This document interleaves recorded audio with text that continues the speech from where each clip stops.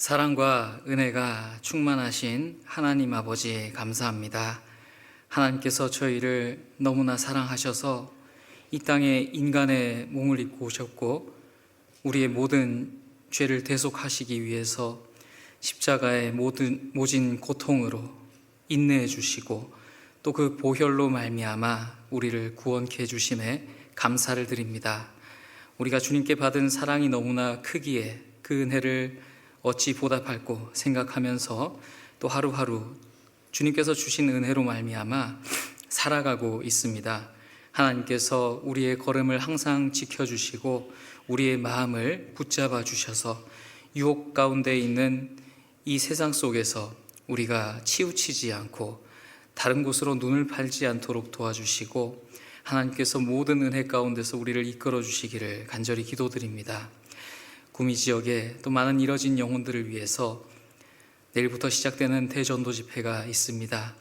말씀을 전하시는 담임 목사님, 그 입술의 지혜와 건강을 주님께서 풍부하여 주시고 또 말씀을 들으시는 분들이 잘 알아듣고 또 하나님의 사랑을 깨달을 수 있는 귀한 집회 시간이 될 수 있도록 도와주시길 바랍니다. 기도 부탁으로 올라온 98명의 우리 새로 들으시는 분들을 위해서 온 구미교회가 함께 기도하고 있습니다. 그분들을 발걸음을 인도해 주시고 또한 명단에 없더라도 또 오시는 분들을 주님께서 모든 은혜 가운데로 인도해 주시기를 간절히 기도드립니다. 오늘도 필요한 말씀을 주님의 은혜에 따라 부어주시길 간절히 원하면서 시종을 온전히 주님께 의지합니다. 우리를 사랑하시는 예수님 이름으로 기도드립니다.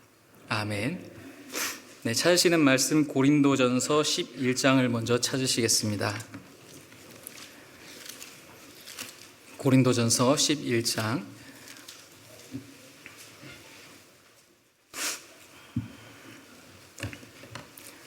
23절입니다. 고린도전서 11장 23절. 네, 찾으셨으면 함께 읽도록 하겠습니다. 내가 너희에게 전한 것은 주께 받은 것이니 곧 주 예수께서 잡히시던 밤에 떡을 가지사. 사도 바울이 고린도 교회에서 이 성찬식을 진행을 하고 있는데 그곳에서 이제 여러 가지 모습들이 보였는데 그 여러 가지 모습이 결코 좋아 보이고 덕이 되는 모습이 아니었습니다. 그래서 누구는 이 성찬식이 시작도 되기 전에 포도주를 너무 많이 먹어가지고 취하는 사람도 있었고 어떤 사람은 떡을 너무 많이 먹어가지고 배가 부른 사람도 있었고 그래서 그런 부분들을 잘 경계하고 또 성찬식을 어떻게 잘 행해야 하는지를 설명을 해주고 있습니다. 특별히 오늘 잡은 주제를 이 잡히시던 밤이다라고 주제를 잡아보았습니다. 우리가 이 성찬식을 거행할 때도 하나님의 예수님의 사랑을 생각하고 느끼지만 또 잡히시던 그 밤을 가만히 생각해 보면 예수님의 사랑이 우리에게 얼마나 큰 사랑을 주시려고 그렇게까지 행하셨을까라는 이 교훈을 또 받게 되고 감사하는 마음을 가지게 되어서 이 주제를 잡아보게 되었습니다. 이 말씀을 조금 더 자세히 풀어놓은 구절 요한복음으로 한번 가보시겠습니다. 요한복음 13장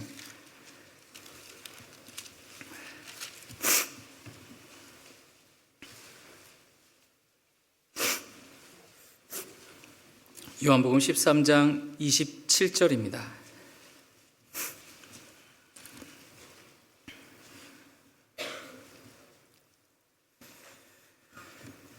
27절로 29절 말씀을 제가 읽도록 하겠습니다.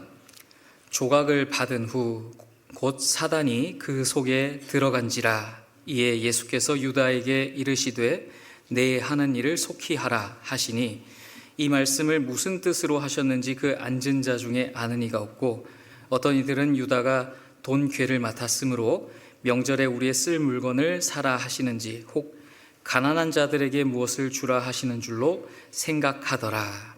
유다가 그 조각을 받고 곧 나가니 밤이러라. 예수님께서는 이 마지막 최후의 만찬, 이 유명한 그림이 있죠.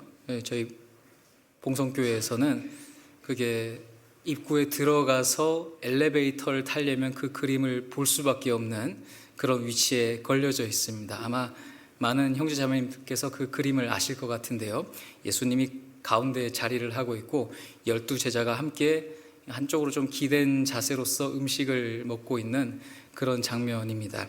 그 최후의 만찬 자리에서 예수님께서는 너희 중 한 명이 나를 팔 것이다 라고 얘기를 해주셨고, 그리고 내가 떡을 찍어다가 떼어주는 그 사람이 나를 팔 사람이다 라고 분명하게 얘기해 주셨습니다. 근데 문제는 그 떡을 떼어준 사람이 한 사람이 아니었다라는 것이죠. 12제자 모두에게 그 떡을 떼어주었고 누군지 알 수 없게끔 예수님께서는 그 일을 행하셨지만, 그 떡을 받은 갸롯 유다는 그게 어떤 의미인지, 자기를 팔려는 사람이 누구인지 이 예수님이 알고 있구나, 그리고 그것을 알았습니다. 비로소 예수님이 잡히시던 밤에 어떤 시작이 되는 신호가 예수님으로부터 유다에게 전달됨으로써 시작이 되었다라는 것을 저는 좀 느끼게 되었습니다. 그 유다가 예수님한테 들은 얘기는 유다에게 이르시되 내 하는 일을 속히 하라. 예수님께서 유다한테 네 할 거 있으니까 가서 얼른 그거 하도록 해라 라고 말씀을 하시죠. 그래서 유다가 갑니다. 근데 제자들은 과연 예수님이 무슨 얘기를 하신 걸까? 그 깊은 의미를 아는 사람이 아무도 없었다라는 거예요. 그래서 그들은 생각하기를 유다가 돈 괴를 맡았으므로 명절에 우리의 쓸 물건을 사라 하시는지, 혹 가난한 자들에게 무엇을 주라 하시는 줄로 생각하더라. 전혀 예수님이, 이 유다가 예수님을 팔 거라고 예상하지 못했다라는 것이죠. 근데 그 예수님을 팔 거라는 것을 아는 사람 딱 2명이었습니다. 예수님 자신이 알고 계셨고, 그리고 유다 자신이 알고 있었습니다. 그래서 이 유다는 속히 길을 떠납니다. 누구한테 갔냐면 그때 그 해의 대제사장인 가야바에게로 가게 됩니다. 가야바에게 가서 무엇인가 얘기를 하게 되죠. 그리고 예수님을 이제 체포하려고 많은 준비를 하고 들어오게 되었을 것입니다. 결국은 예수님께서 어디서 잡히시냐면 이 겟세마네 동산에서 기도를 하시는데 그 자리에서 잡히시는 것을 볼 수가 있어요. 근데 가만히 보자면은 유다가 이 예수님을 떠난 이후로 그 이후에 꽤 많은 시간이 지체되었고 예수님을 잡으러 왔다. 그러니까 그 시간이 너무나 좀 길었다라는 것을 우리는 성경을 통해서 확인해 볼 수가 있습니다. 마태복음 26장을 한번 보시겠습니다. 마태복음 26장.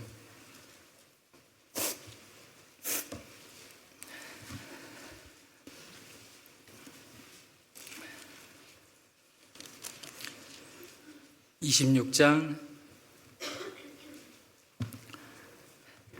36절입니다.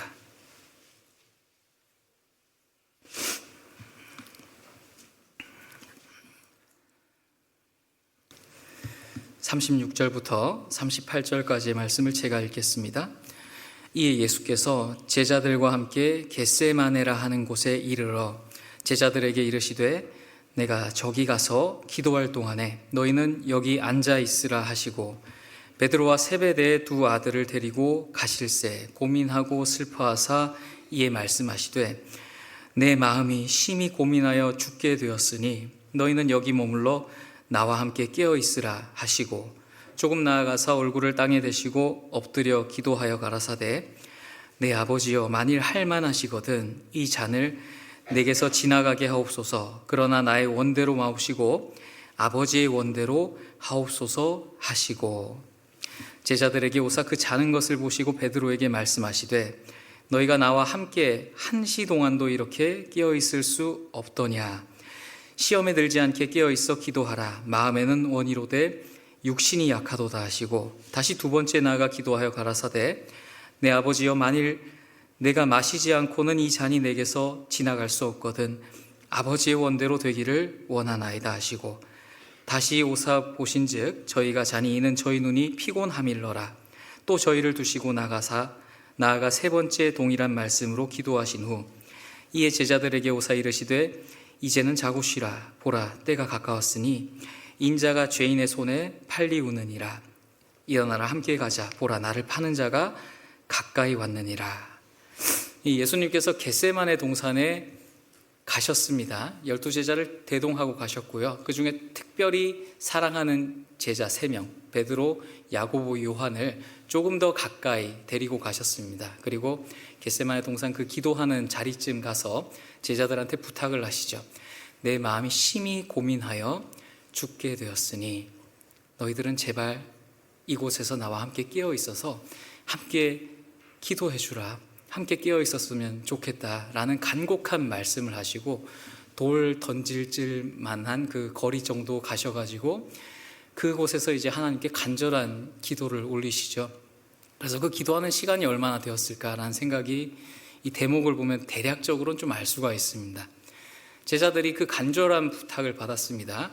베드로, 야고보, 요한이라는 사람은 어부였죠. 그물을 깁는 사람, 고기를 잡는 사람들이었습니다. 그러니까 이 풍파에 꽤 단련이 되어 있는 사람들이고 체력적으로 본다면 우리 현대인과는 좀 비교할 수 없을 정도로 체력이 좋았을 것이라 생각이 듭니다. 지금도 배에서 일하시는 분들을 보면 그분들이 뭐 밤을 새서라도 고기를 잡고 그 흔들리는 곳에서 이 중심을 잡으면서 고된 일을 많이 하시거든요. 그러니까 그 체력적으로도 우리가 육지에서 그냥 편안하게 지내는 사람과는 좀 비교가 안 될 정도로 체력이 좋을 사람들이다라는 것입니다. 그 3명한테 부탁을 하신 거예요. 제발 깨어 있어 달라. 그러면은 이 3명의 제자들이 예수님의 그런 진심 어린 부탁을 들었을 때 예수님 이제 가셨네, 기도하러 가셨네, 좀 피곤한데 자볼까? 그러진 않았을 거라는 것이죠. 그들이 모여서 이야기하기로 무슨 일이실까? 예수님 오늘따라 왜 이렇게 힘들어 보이시지? 왜 이렇게 마음 아파하시지? 무슨 일이 있는 것일까? 왜 그러시는 것이지? 그런 것을 서로 간에 교제를 하다가 우리가 깨어있자. 근데 잠을 잘 수밖에 없었다라는 것은 일단 첫 번째로는 굉장히 심야 깊은 시간이었다라는 것을 알 수가 있습니다. 그래서 유다를 보내놓고 제자들과 요한복음 17장까지의 교제 내용을 또 교제하시다가 이제 나가게 되었는데 그 시간이 이미 깊은 밤중이다라는 것을 우리가 알 수 있어요. 왜냐하면 이 어부들이 피곤에 지쳐서 잠이 들 만큼 그런 체력적인 한계를 느끼고 잠을 잘 시간이 꽤 지났다라는 것을 우리가 알 수 있는 대목입니다. 그리고 예수님이 잠깐 기도하고 왔다라면 이 제자들이 깨어있는 상태로 분명히 있었을 거예요. 그리고 그들이 잠이 드는 시간, 잠들었던 시간을 계산해 본다면 예수님께서 말씀하신 것과 같이 너희가 1시 동안도 나와 함께 깨어있을 수 없더냐.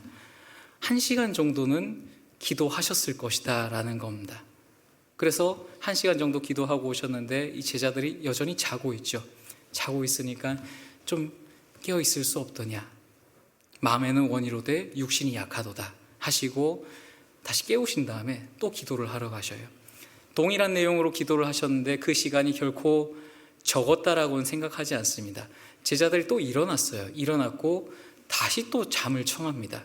2번째 예수님께서 돌아오셨을 때 보고 성경에는 뭐 특별한 말씀은 기록되어 있지는 않는데 마가복음에 보면은 이 제자들이 할 말을 잃었다라고 얘기를 하고 있어요. 예수님 오셔서 깨긴 했는데 뭐라 드릴 말씀이 없는 거죠. 또 잤기 때문에. 그래서 예수님께서 또 한 번 3번째 기도를 하고 오십니다. 제자들이 그때도 잤습니다. 잠이 그렇게 많이 왔는지 너무나 피곤한 나머지 잠을 그렇게 잘 수밖에 없었던 환경이었던 것 같아요. 그 3번째 와서 이제 예수님께서 제자들한테 이제는 쉬라. 근데 이제 같이 가자. 인자를 파는 자가 가까이 왔느니라. 이렇게 얘기합니다. 근데 가만히 생각해 보시면요. 이 기도하는 시간, 제자들이 기다렸던 시간, 예수님께서 3번 왔다 갔다 한 그 시간을 우리가 어림짐작 잡아도 2시간 이상은 소요가 될 수밖에 없다라는 겁니다. 더군다나 이 유다라는 배반하는 제자가 그 집을 떠난 이후로 예수님을 잡기까지는 상당히 많은 시간이 소요가 되었을 거다라는 것이죠. 근데 생각을 해보십시오. 제가 한 번씩 그 현금 인출기, 요즘 잘 안 가긴 하는데요. 인터넷으로 다 돼서. 이 현금 인출기를 그 돈을 뽑으러 좀 가게 되면요, 그곳에 항상 붙어 있는 게 있습니다. 뭐가 붙어 있냐면 공개 수배자들의 명단이 쫙 붙어 있어요. 한 포스터지에 한 A2 정도 되는 사이즈에다가 이 공개 수배자들의 얼굴이 들어가 있습니다. 그래서 얘는 200만 원, 얘는 300만 원, 500만 원, 1000만 원까지 제가 본 적이 있어요. 그래서 속으로 생각했습니다. 야, 내가 여기서 이 사람 한번 보게 된다면은 어쩌면 내가 몇백만 원을 받을 수 있지 않을까라는 생각을 얼핏 해봅니다. 근데 절대 그런 일은 잘 일어나지 않더라고요. 근데 만약에 생각해 보십시오. 그 사람이 내가 사진을 보고 또 이런 사람들이 있네 하고 또 현금 일출기에서 이제 일을 하려고 하는데 옆에 좀 느낌이 쎄한 사람이 왔어요. 이 사람이 뭔가 좀 낌새가 이상해 보이는데 제가 아까 봤던 그 포스터의 인물과 동일한 인물로 느껴집니다. 그럼 어떻게 할까요?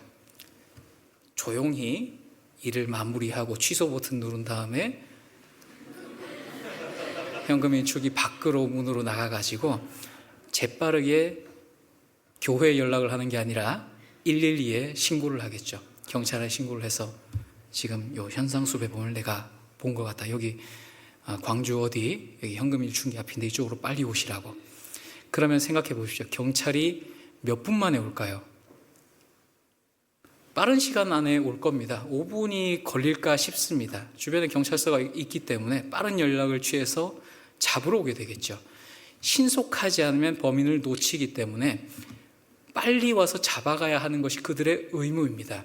그런데 지금 이 마태복음 사건, 공관복음과 요한복음에서 얘기하는 이 예수님을 잡는 사건에 대해서는 이 사람들이 굉장히 긴 시간을 할애를 하고 있다는 것을 보여주고 있어요.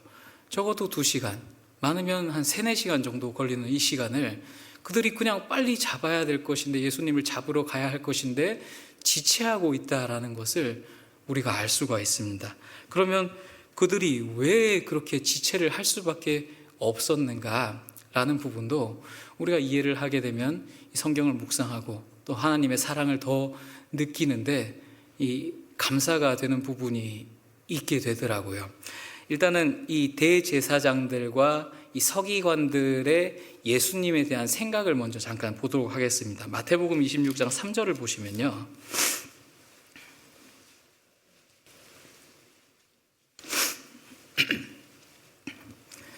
마태복음 26장 3절부터 5절입니다. 그때 대제사장들과 백성의 장로들이 가야바라 하는 대제사장의 아문에 모여 예수를 궤계로 잡아 죽이려고 의논하되 말하기를 민요가 날까 하노니 명절에는 말자 하더라. 대제사장들과 장로들이 예수님에 대한 생각은 잡아 죽이려고 했습니다. 왜 그를 잡아 죽이려고 했을까? 수많은 사람들이 예수님을 따라가기 때문이었죠. 수많은 사람들이 예수님을 두려워했습니다. 그의 메시지에는 뭔가 특별한 것이 있다. 그의 행하는 기적은 정말 하나님의 메시아가 아니라면 베풀 수 없는 권능이 있다라는 것을 그들 가운데서도 느끼고 있었고, 또 그들을 따라가고자 하는 마음이 있었기 때문에 이 권세를 쥐고 있는 지도자층에서는 그들에 대해서, 예수님에 대해서 적대감을 품었고, 심지어 그 적대감이 죽음까지 몰아가야 된다라는 이야기로 귀결이 되었습니다. 그래서 이 예수를 궤계로 잡아 죽이려고 의논했어요. 책 잡을 수 있는 것이 없죠. 예수님이 뭘 잘못한 게 뭐가 있습니까? 책 잡을 것이 없으니까 궤계로 잡아 죽이려고 한 거예요. 이를 모의를 해서 과연 저 예수라는 청년을 어떻게 죽일 것인가, 그것을 의논했습니다. 그리고 한 가지 말한 것은 민요가 날까 하노니 명절에는 말자 하더라. 이제 곧 6월절인 거예요. 예수님께서 예루살렘에 입성을 하시고 낮에는 예루살렘 안에서 직접 성전에서 말씀도 하시고 주변 사람들에게 많이 나타내 보이시면서 기적도 행해 주시고 했습니다. 그리고 밤이 되면은 베다니로 돌아와서 휴식을 취하셨어요.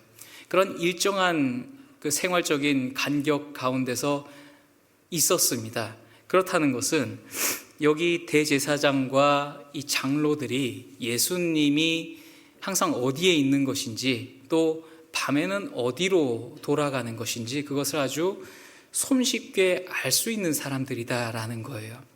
공권력을 가진 사람들이 그 한 개인에 대해서 잘 알 수 있도록 예수님은 굉장히 공개적인 행보를 보이셨다라는 겁니다.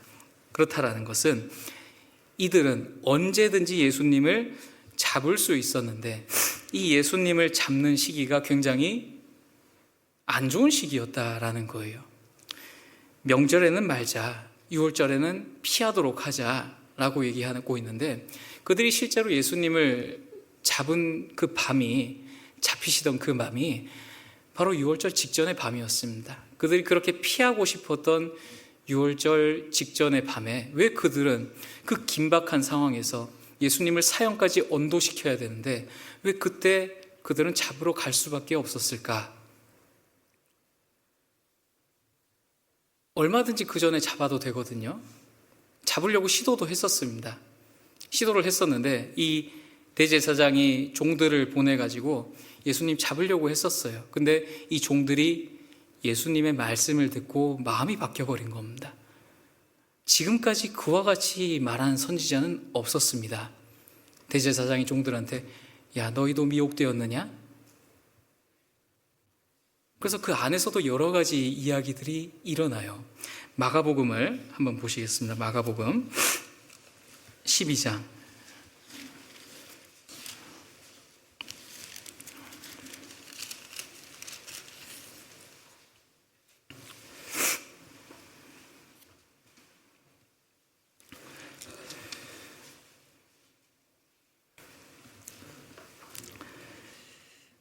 마가복음 12장에 12절입니다.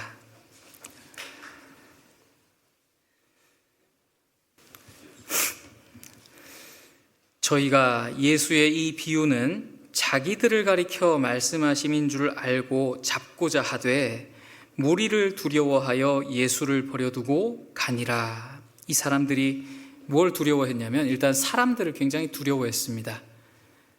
자기의 실세가 이 사람들이 떠나게 되면은 이 권력을 유지하지 못할 것이라는 것을 느꼈기 때문에 이 사람들을 굉장히 두려워했어요. 그래서 예수님을 잡으려고 했는데 번번이 실패를 합니다. 그리고 11장 18절에 보시면은 대제사장들과 서기관들이 듣고 예수를 어떻게 멸할까 하고 꾀하니 이는 무리가 다 그의 교훈을 기이히 여김으로 그를 두려워함일러라. 많은 사람들이 예수님의 메시지를 듣고 그리고 그분의 교훈을 굉장히 특별하게 여기고 그리고 예수님을 굉장히 두려운 마음으로 존경했다라는 것을 알 수가 있죠. 그래서 많은 사람들이 그런 한 사람을 예수님을 보고 있는데 이 대제사장 무리들이 바로 자기들이 잡아가지고 데리고 연행을 하기에는 무리가 있다라는 겁니다. 예를 들면 어떤 예가 좋을까 좀 생각을 해봤는데 굉장히 어떤 나라에서 공을 세운 분이 있다고 한다면은 이 정부에서나 혹은 관공서에서 공적인 그 힘을 가지고 그 사람을 제압하고 끌고 가고자 할 때 그 사람을 따르는 많은 사람들이 반대 시위를 하는 것을 가끔 볼 수가 있습니다. 마치 그와 같이 예수님을 끌고 간다라는 것은 수많은 어떤 반대 세력에 부딪히게 될까봐 그것을 두려워했다라는 것입니다.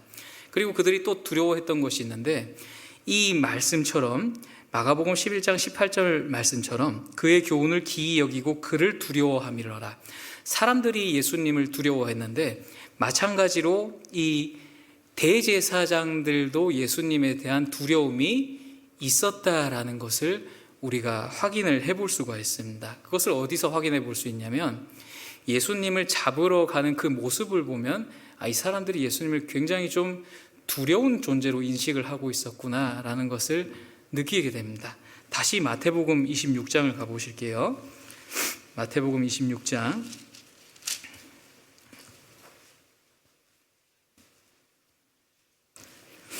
47절입니다.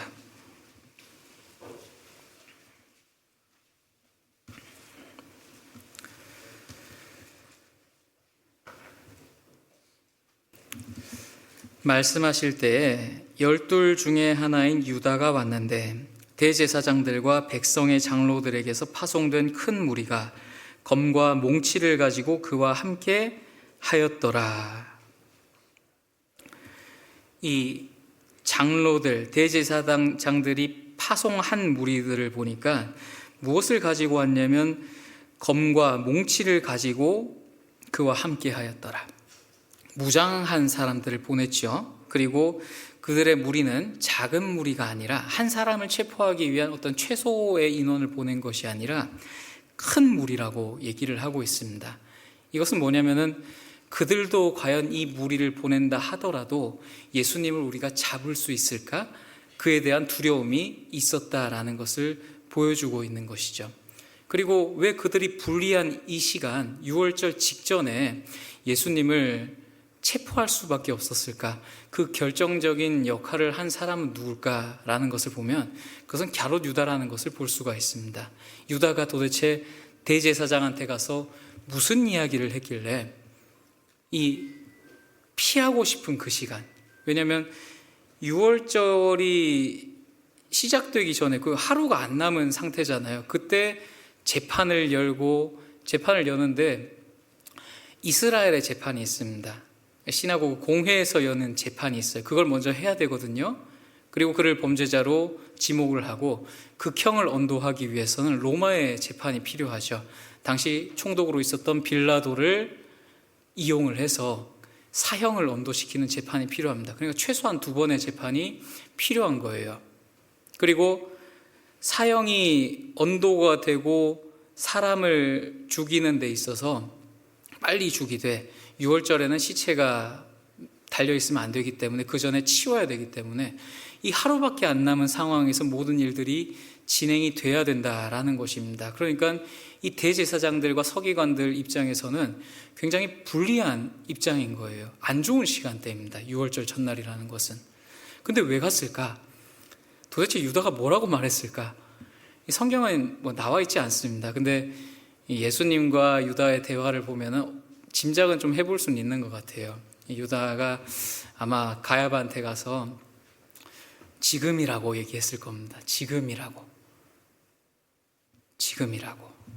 예수는 자신이 항상 죽을 것을 얘기했던 사람이요. 그 사람은 우리 제자들에게 항상 자신이 죽을 것을 얘기했고 또 그 죽음을 생각하고 염두하면서 오늘날 나한테 얘기했어. 내 할 일을 하라고 했어. 그래서 내가 지금 급히 온 것이요. 당신들은 빨리 준비를 하시길 바랍니다. 준비를 하셔서 예수를 잡아야 됩니다. 오늘이 아니면 여러분은 예수를 잡지 못할 것이요. 아마 이렇게 얘기를 하지 않았을까라는 생각을 해봅니다. 그러니까 그들은 급하게 준비를 할 수밖에 없었어요. 예수님이 두려운데, 백성들도 두려운데 그분을 잡을 수 있는, 그 사람을 잡을 수 있는 시간이 지금밖에 없다고? 그럼 뭔가 준비가 돼야 되잖아요. 2번에 일단 재판이 거쳐져야 됩니다.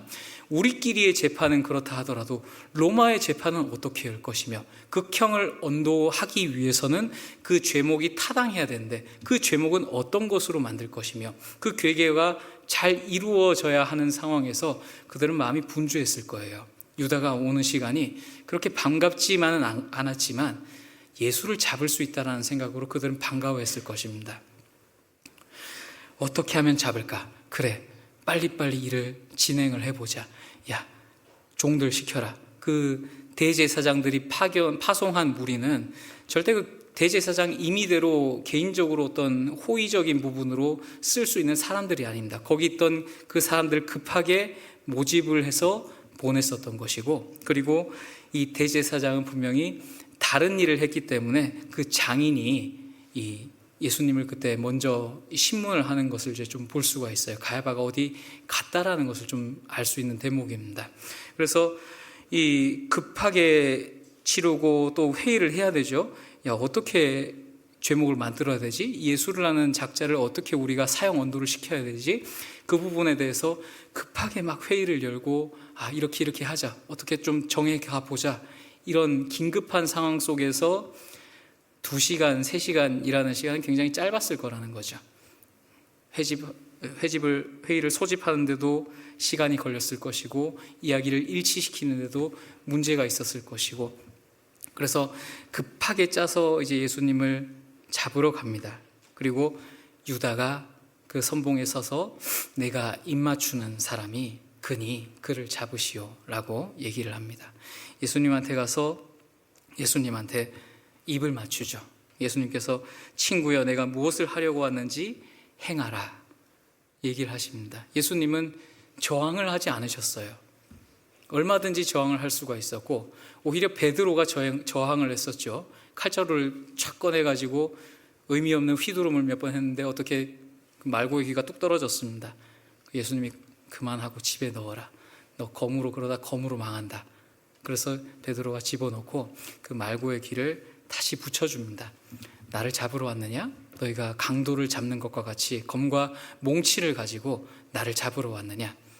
제자들은 아무 상관없으니 보내주라. 나의 사람들은 보내주라. 네, 가겠다. 스스로 가겠다. 전혀 저항이 없어요. 그래서 그대로 잡혀가십니다. 잡혀갔더만 정말 그 사람들이 재판을 하기 시작하는데, 이 재판이라는 것은 자기들의 법규에 어긋나는 재판을 하게 됩니다. 어떤 재판이냐면은 해가 진 후에는, 이스라엘 법이 그렇습니다. 해가 진 후에는 극형을 언도하는 재판은 할 수가 없다라고 그들의 법으로 지정을 해놨어요. 극형을 언도하면 안 됩니다. 그럼 해가 진 후에는 무슨 재판을 하냐? 벌금형만 내릴 수 있는 거예요. 근데 그들은 지금 예수님을 모셔다 놓고 극형을 언도하기 위해서 여러 가지 것들을 얘기를 하는 것입니다. 과연 어떤 말을 통해서 예수를 책잡을 것인가? 이것을 모의를 하는데 이게 서로 간의 의견이 일치가 안 되는 거예요. 26장 60절 한번 보시겠습니다. 마태복음 26장 60절.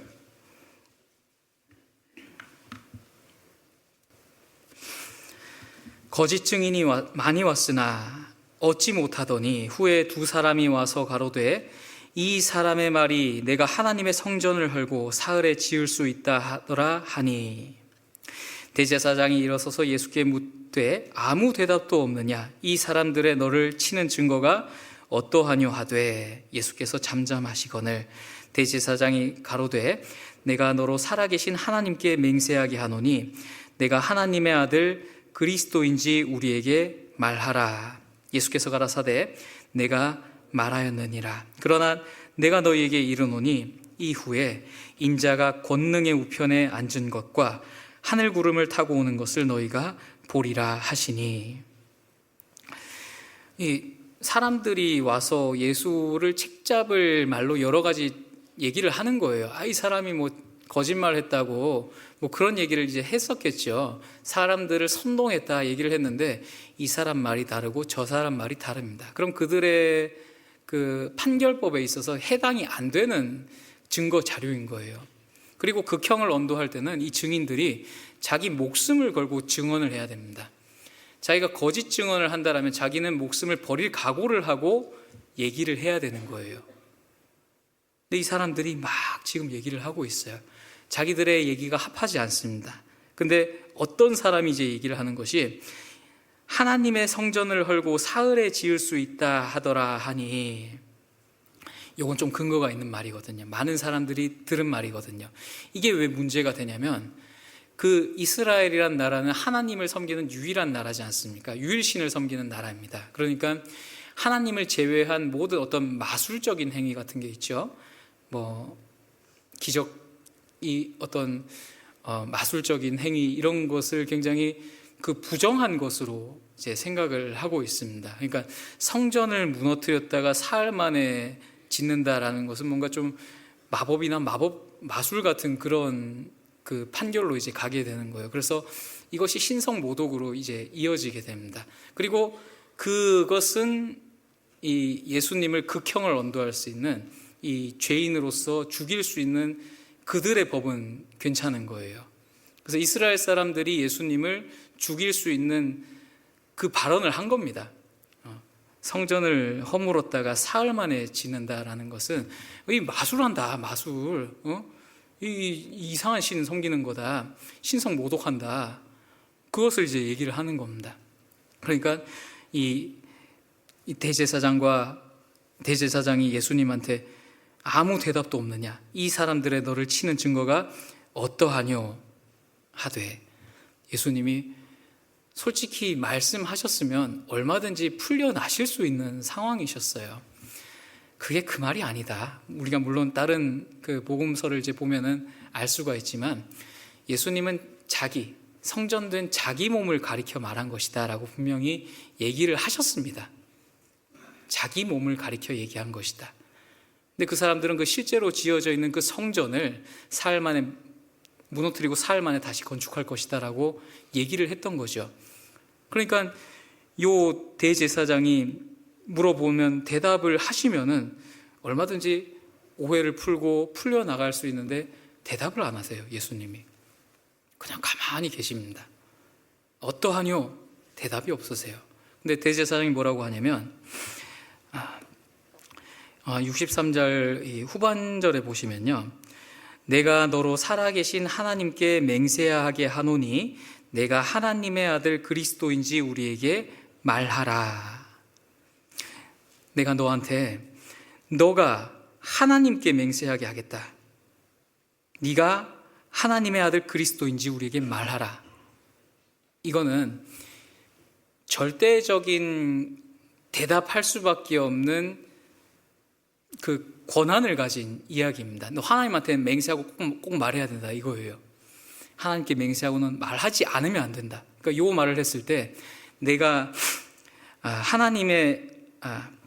내가 너로 살아계신 하나님께 맹세하게 하노니, 이 말이 들어가면 대답을 안 하면 안 되는 거예요. 그러니까 예수님께서 그걸 아시기 때문에 그 말에 대해서 이제 대답을 하시는 거죠. 내가 말하였느니라. 이 긍정의 말입니다. 그러나 내가 너에게 이르노니 후에 인자가 권능의 우편에 앉은 것과 하늘 구름을 타고 오는 것을 너희가 보리라. 그 내가 그리스도다라고 직접적으로 말씀을 하셨습니다. 그리고 추가적으로 권능의 우편에 앉은 것과 하늘 구름을 타고 오는 것을 너희가 보리라. 그러니까 이제 대제사장이 예수님의 죄목을 아주 로마한테 정당화시킬 수 있는 죄목을 잡은 거예요. 즉 자기가 신의 아들이라고 얘기하지 않았습니까? 예수님이 지금 하나님의 아들이라, 신의 아들이라 분명히 말하기 때문에 이 대제사장은 기뻤을 거예요. 드디어 내가 원하는 답을 얘기했구나. 그래서 퍼포먼스를 보여주죠. 자기 옷을 찢으며 65절에 대제사장이 자기 옷을 찢으며 가로되 저가 참남한 말을 하였으니 어찌 더 증인을 요구하리요. 보라, 너희가 지금 이 참남한 말을 들었도다. 예수님을 로마 재판에 넘겨서 사형시킬 수 있는 죄목이 생겨버린 겁니다. 신의 아들, 이스라엘의 왕. 그렇다면 분명히 로마에 대해서는 대적할 수밖에 없는 존재고 반동분자가 될 수밖에 없는 존재다라는 명분이 생긴 거예요.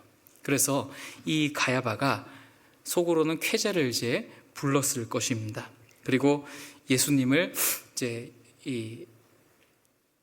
그 빌라도 총독한테 데리고 가요. 이 재판을 마친 다음에 자기들의 재판이 끝났죠. 부정하지만 어찌됐든 예수님을 범죄자로 살인할 수 있는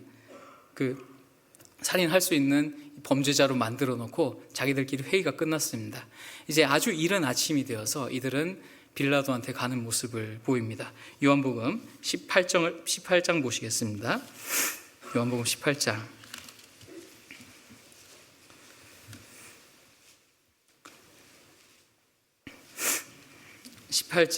28절입니다.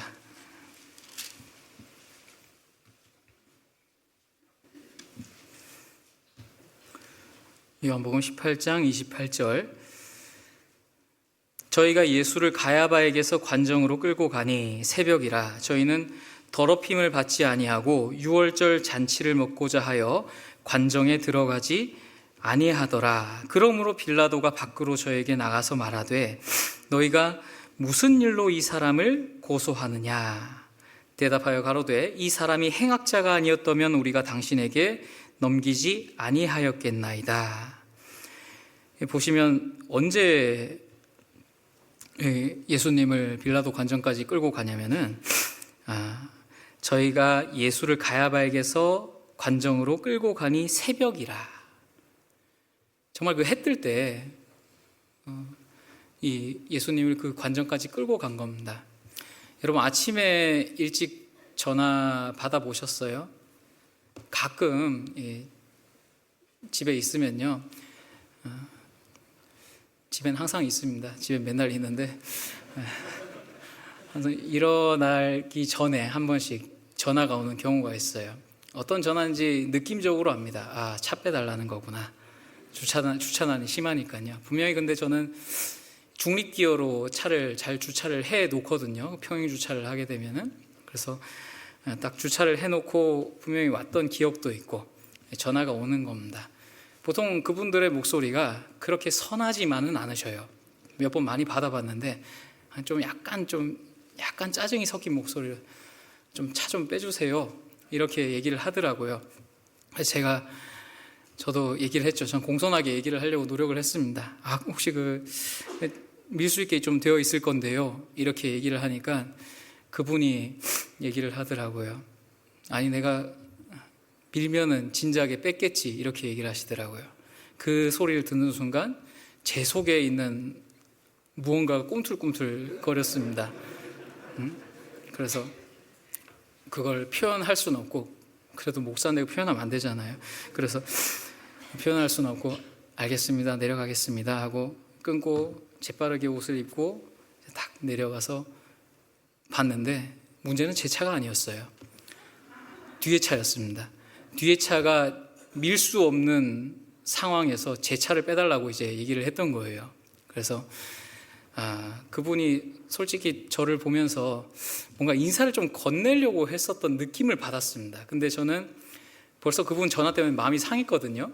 그러니까 재빠르게 제 차의 문을 쾅 하고 들어가가지고 시동을 걸고 재빠르게 빼준 다음에 싹 빼려고 할 때 그분이 또 문을 내려가지고 한번 쳐다보려는 것이 마치 저한테 뭐 고맙다라든지 뭐 그런 인사를 하려는 느낌이 들었어요. 근데 저는 그것을 이제 무시했던 기억이 있습니다. 왜 그랬을까? 지금도 좀 후회가 돼요. 좀 인사 받아주고 좀 말씀이라도 한번 건네볼 걸, 그 생각이 들었는데, 하여튼 아침에 그 고요한 개인적인 시간을 침해받는다라는 것은 굉장히 스트레스 받는 일이거든요. 아마 여러분도 공감하실 것이라 생각이 듭니다. 근데 여기 재판 시간이 그랬다라는 거예요.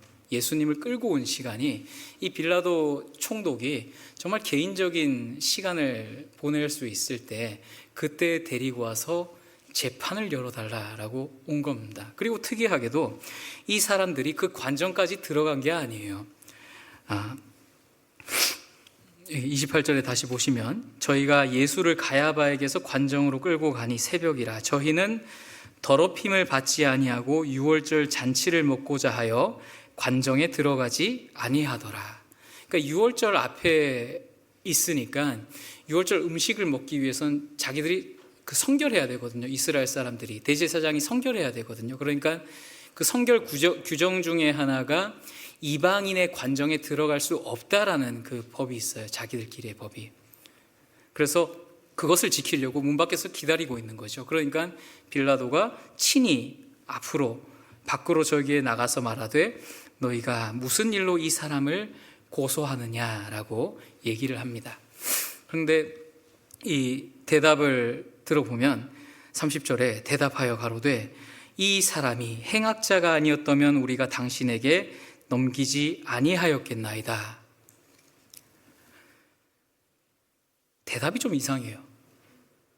우리가 재판석에 혹시 가보신 분도 계실 것 같습니다. 뭐 어떤 연유로 간에 재판석에 있을 수도 있잖아요. 근데 저는 안 가봤습니다, 아직은. 근데 어디서 TV에서 이렇게 본 기억이 나요. 그 재판을 시작할 때는 무슨 죄목으로 재판을 시작하는지 꼭 얘기를 해주더라고요.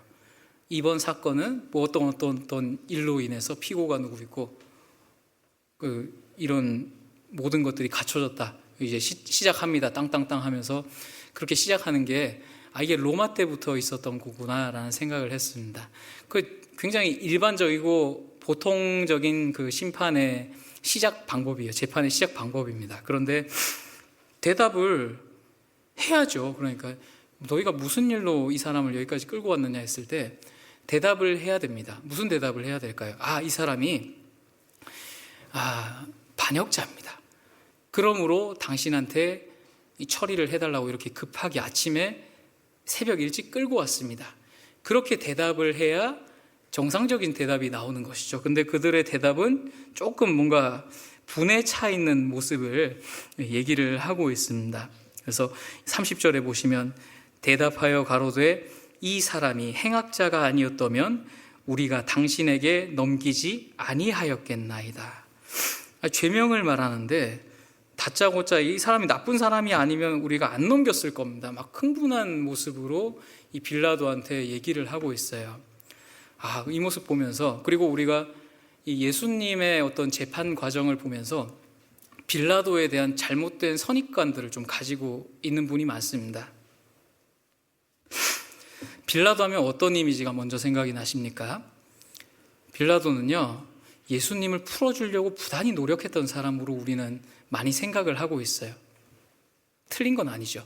그 사람이 예수님을 풀어주려고 노력을 많이 했던 사람임은 분명합니다. 그런데 그것이 그의 이스라엘 예루살렘 통치 전반에 이루어진 그의 온전한 성격이었냐? 그거는 좀 우리가 생각해보고 고찰할 필요는 있어요. 빌라도는 우리가 이 사복음서에서 읽고 느끼는 것처럼 사람들의 말을 귀담아 들어주고 정말 공정한 판결을 하려고 애쓰고 불의를 참지 못하고 정의를 수호했던 그런 올바른 사람이 아니다라는 것을 여러분들이 먼저 아셔야 될 겁니다.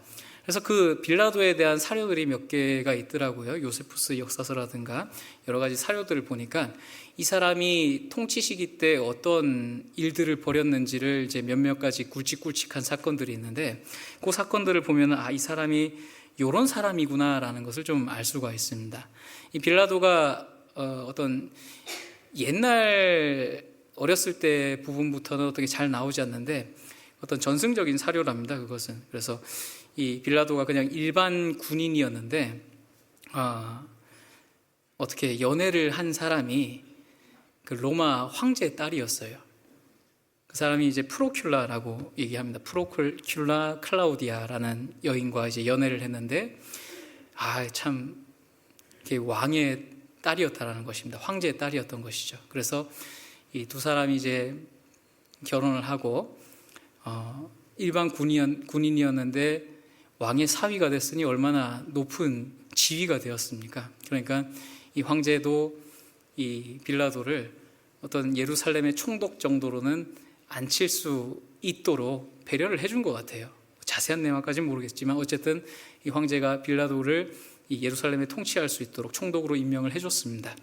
그리고 그가 그 가운데서 일으킨 사건들을 보면은 좀 독특하다라는 그 느낌이 들더라고요. 어떤 사건이 있냐면 로마 군기 사건이라고 있습니다. 로마 군기 사건이 뭐냐면 이 보통 로마들이 이제 뭐 전쟁을 하러 갈 때도 그렇고 승리를 했을 때도 그렇고 이 깃발을 이제 가지고 온다라는 것이죠. 대표가 되는 것이고 상징이 되는 것이죠. 그래서 그 깃발을 빌라도가 밤에 몰래 가지고 예루살렘으로 들어왔는데 문제는 그 깃발에 황제 가이사의 얼굴이 그려져 있는 깃발이었다라는 것입니다. 그래서 그 전에 있던 총독들은 이 이스라엘의 독특한 종교적 관념을 알기 때문에 우상 숭배하는 것을 극도로 싫어하는 사람들이라는 것을 알고 이런 초상화라든가 이런 신격화하는 어떤 것을 다 싫어하는 것을 알기 때문에 빈 모양의 군기를 가지고 왔었어요. 그런데 이 빌라도는 이 가이사를 어떻게 자기의 충성심을 보여주고 인정을 받으려고 한 욕구 때문이었는지 그것을 밤에 몰래 가지고 옵니다. 그래서 이스라엘 사람들이 또 이 대제사장이나 대표되는 사람들이 그 우상 숭배니까 이거 안 된다고 보내라고 그 군기를 다른 데 보내라고 계속 그렇게 얘기를 해요. 빌라도가 6일 있다가 다시 얘기해 줄게. 6일 후에 다시 와. 해놓고 빌라도가 어떤 일을 벌이냐면 넓은 광장 같은 곳에 집합하게 합니다. 그리고 그 넓은 광장 같은 곳에 자기의 병사들을 곳곳에 숨겨둬요. 내가 지시하면 쓸어버려. 다 쓸어버려. 그래서 이 대화를 해요. 야, 그만 괴롭히고 이제 가. 그만해. 군기 여기 놔둘 거야. 그러니까 이스라엘 백성들이 그럴 수 없다고. 야, 그럼 내가 너네들 다 죽여버린다. 그러니까 이스라엘 백성들이 죽이라고.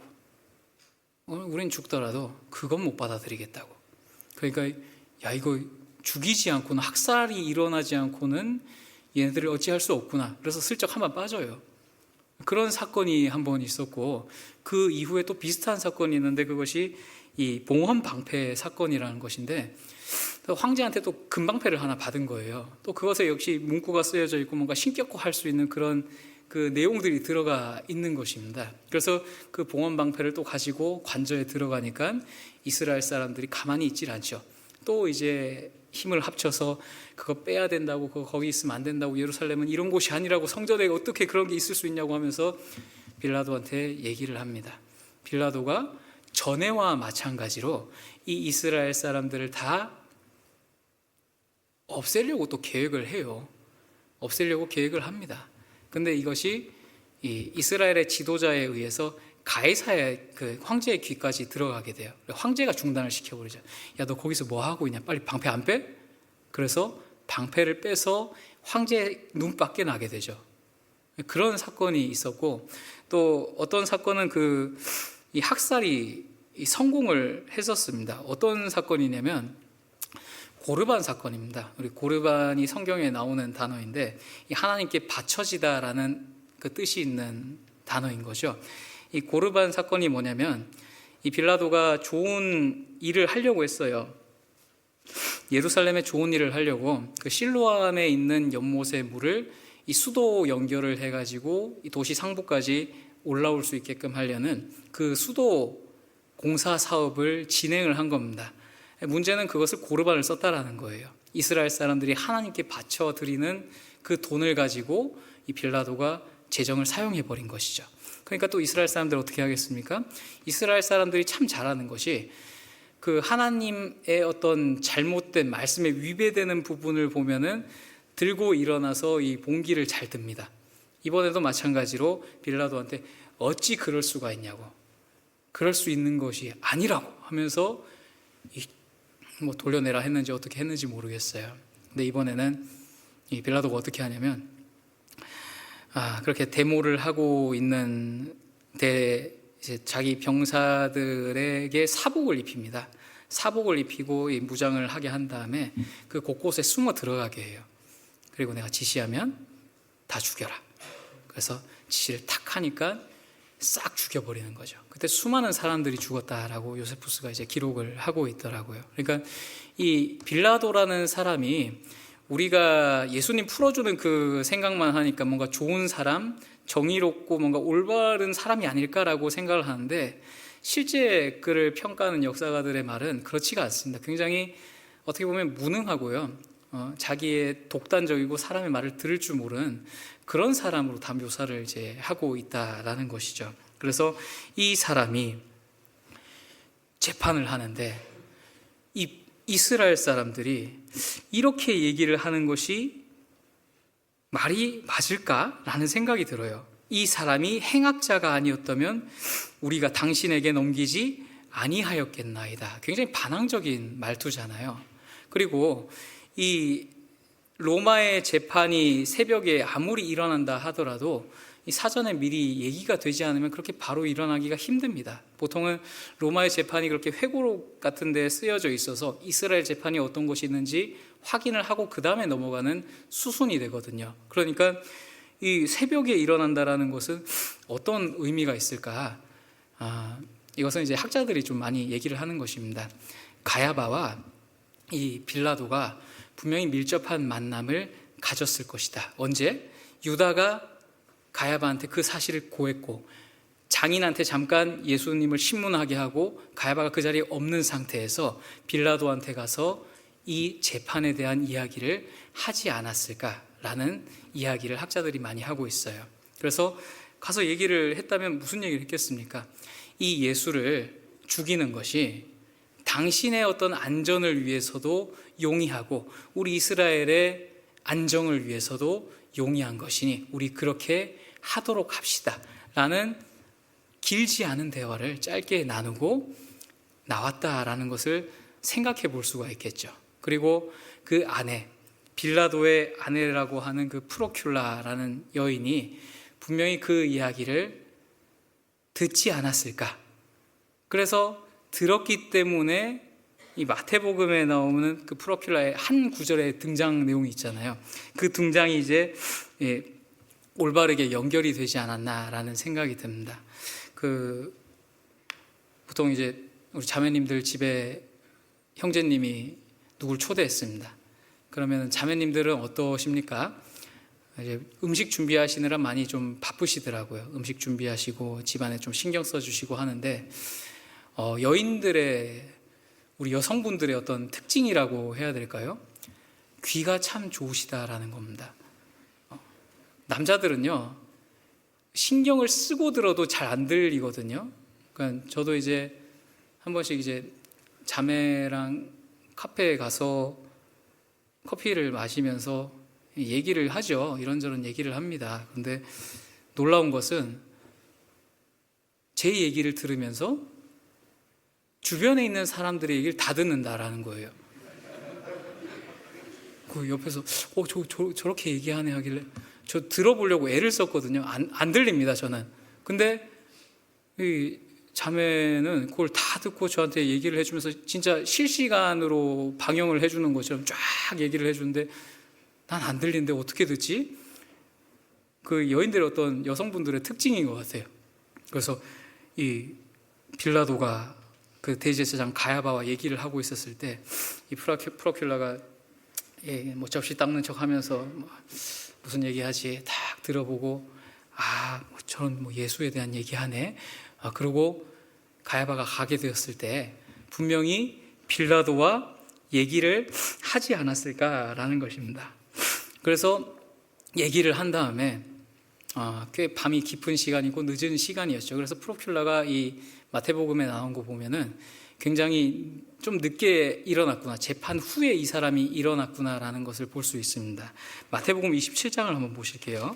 마태복음 27장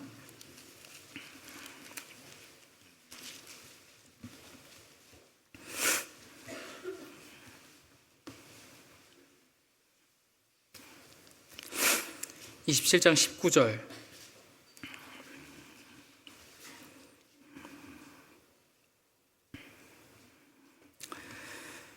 총독이 재판 자리에 앉았을 때 그 아내가 사람을 보내어 가로되 저 옳은 사람에게 아무 상관도 하지 마옵소서. 오늘 꿈에 내가 그 사람을 인하여 애를 많이 썼나이다 하더라.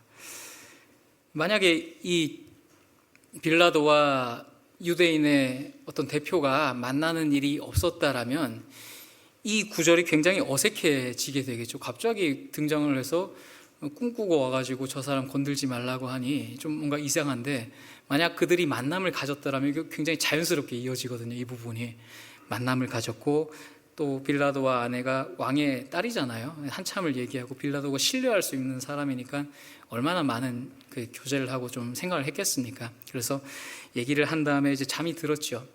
잠이 들어서 이제 일어났는데 벌써 재판이 시작되고 있는 거예요. 간밤에 꿈도 이상하게 꿨습니다.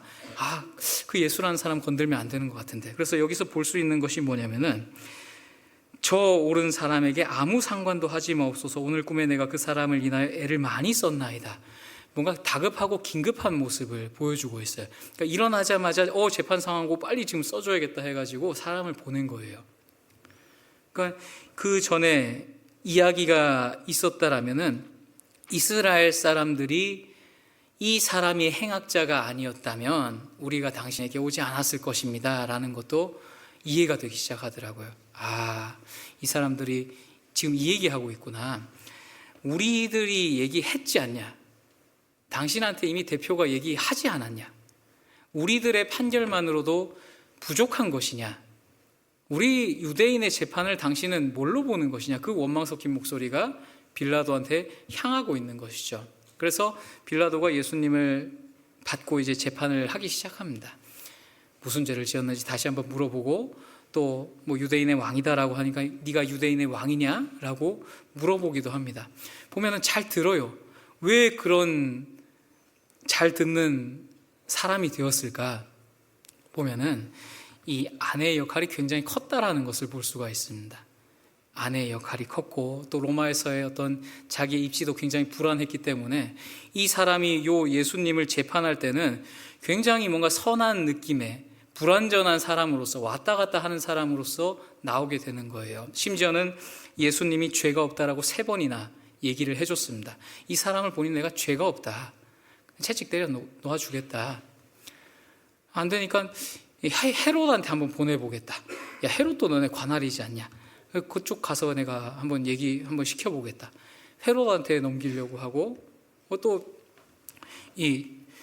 그 마지막에 했던 것이 이 손을 이제 씻기도 하고, 또 바라바와 예수님을 동시에 두고 둘 중에 누구를 풀어주길 원하느냐, 계속 예수님에 대해서 올바른 재판을 하는 것처럼 보이는 것인데, 그것이 그 사람의 원래 성격과는 맞지 않았다라는 것이죠. 그래서 이게 어떤 모습을 보여주냐면, 자기가 책임을 지고 이 사건을 잘 정리하겠다라는 모습이 아니라, 나는 책임을 피하겠다, 난 이 사람의 죄에 대해서 무죄하니 너희가 당하라, 이 사람에 대해서 신경 쓰고 싶지 않다, 책임을 하여튼 미루고 싶다, 헤롯 혹시 네가 해줄래? 해서 헤롯한테 보내기도 하고, 그런 모습을 자꾸 보여줍니다. 바라바 풀어줄까 할 때도 니네들이 선택한 거다, 이 의도를 계속해서 보내주고 있어요. 그래서 이 빌라도라는 사람이 정말 그 성격이 우리가 생각했던 그런 성격이 아니고, 정말 좀 안 좋은, 이 적합하지 않은, 총독의 자리는 걸맞지 않은 사람이다라는 것을 볼 수가 있습니다. 그래서 이 빌라도가 이 성경에도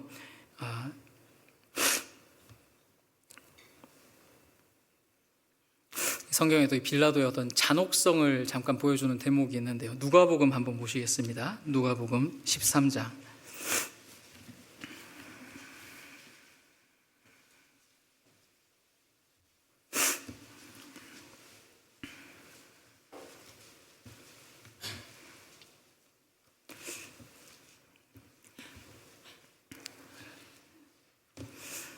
누가복음 13장 1절입니다.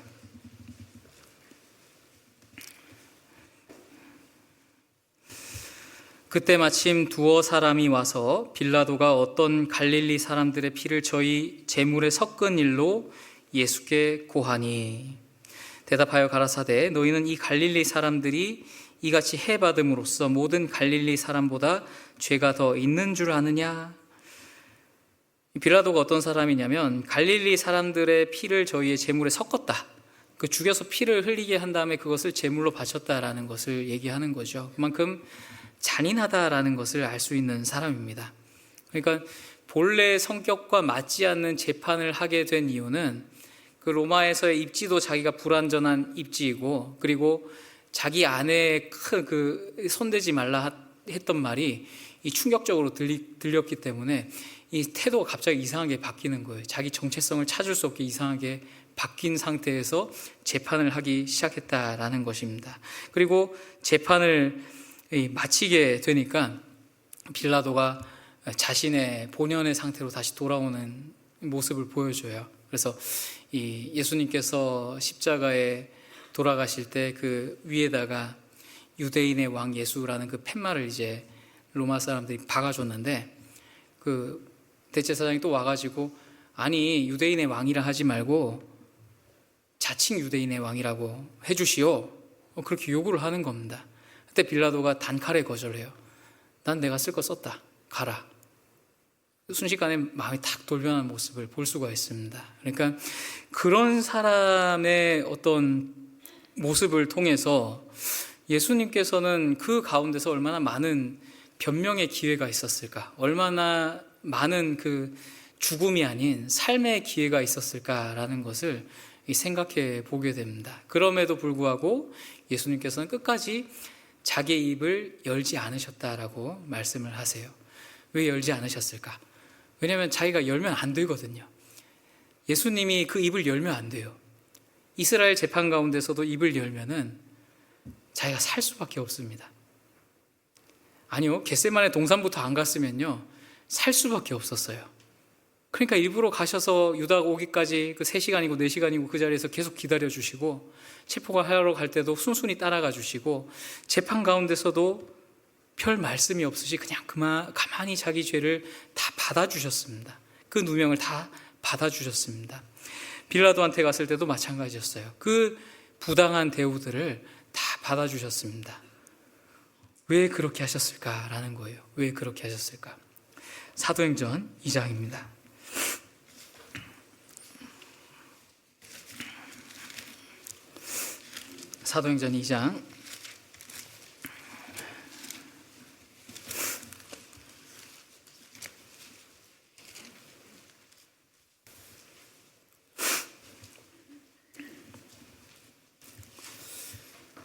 사도행전 2장 23절 말씀입니다.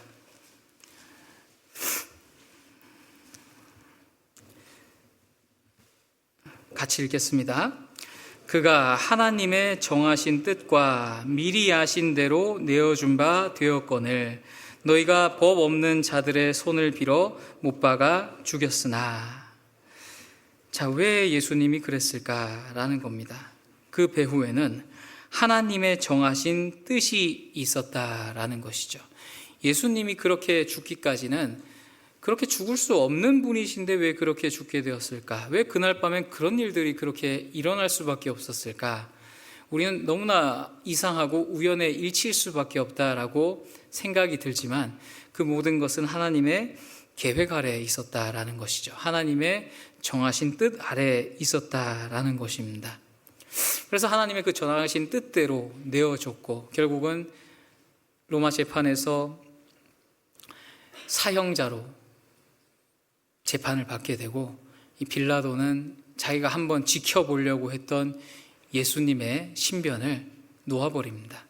결국은 손 씻으면서 난 죄 없다, 너희들 거다 라고 하면서 끝까지 책임을 회피해버리죠.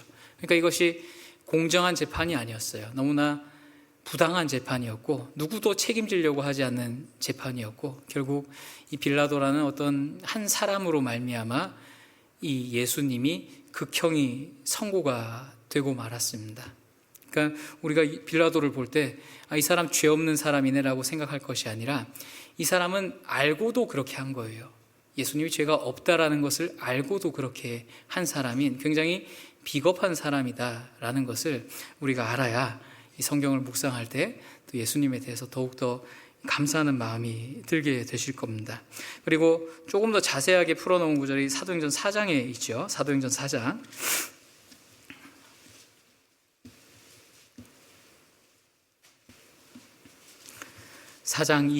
27절입니다.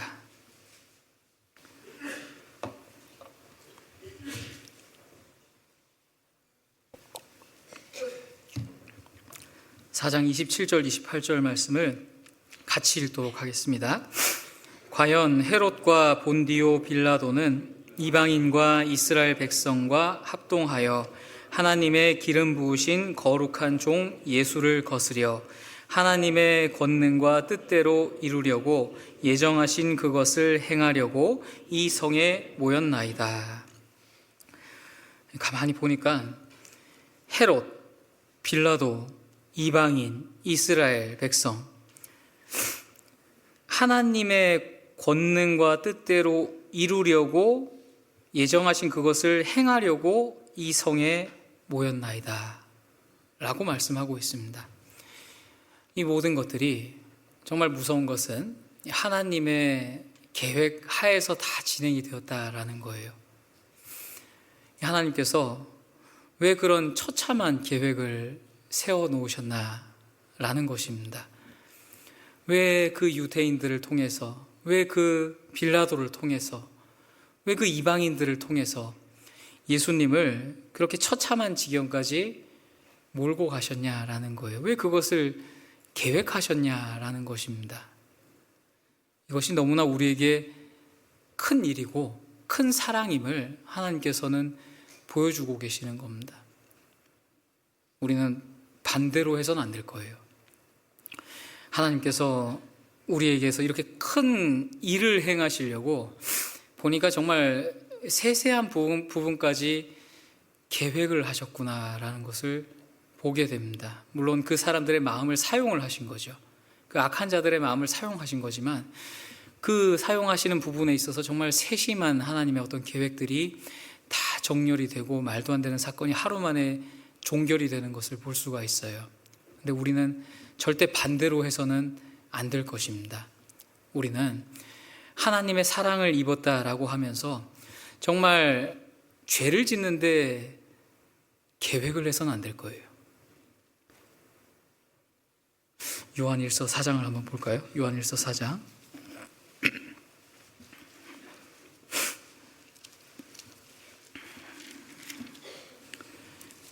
요한일서 4장 10절입니다.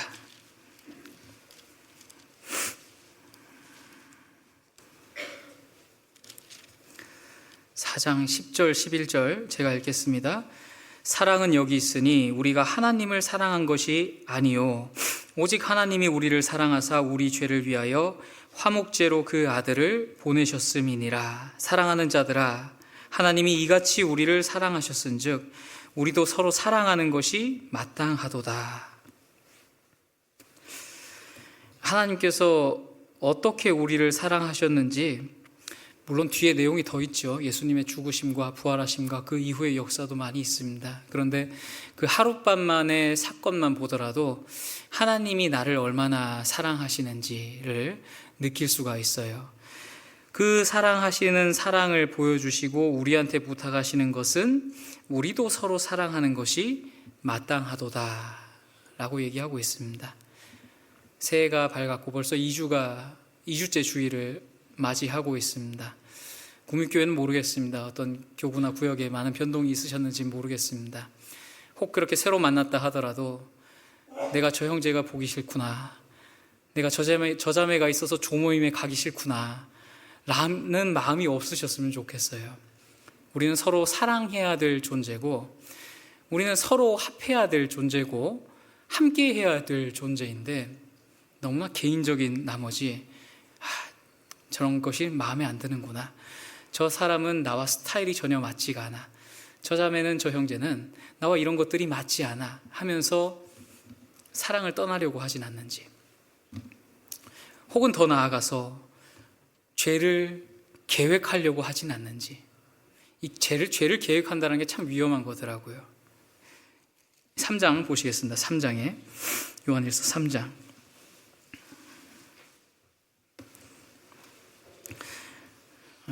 잘 아시는 말씀인데 9절입니다. 같이 한번 읽겠습니다. 하나님께로서 난 자마다 죄를 짓지 아니하나니 이는 하나님의 씨가 그의 속에 거함이요 저도 범죄치 못하는 것은 하나님께로서 났음이라.